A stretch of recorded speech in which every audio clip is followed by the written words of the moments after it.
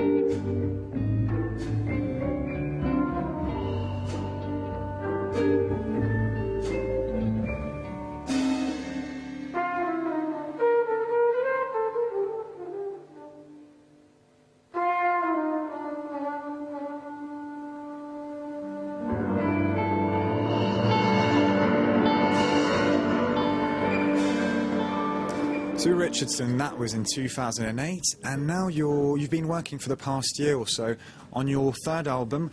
Are you taking a new direction? What can fans expect? It's called Fanfare, and it's basically a fanfare of jazz. So I'm trying to take lots of different genres of jazz and use those to influence my writing, which I've done over the last year or so. But I've written in a different way.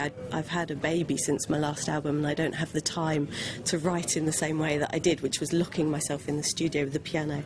So it's a lot of it has been thought out in my head and then just worked out onto paper quickly and in rehearsals. Well, one of the tracks is already finished. It's called In Between, and we're now going to offer our viewers a sneak preview of this album with this song. And you've already finished the cover of the album. Let's listen to the song anyway. It's called In Between.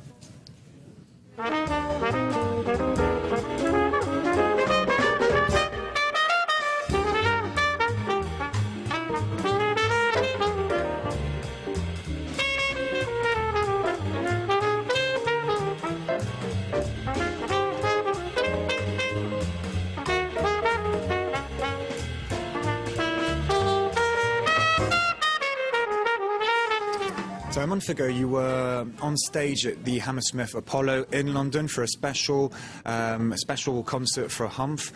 There was an impressive lineup there with Stacey Ken, Jules Holland and Charlie Watts, who's the drummer of Rolling Stones.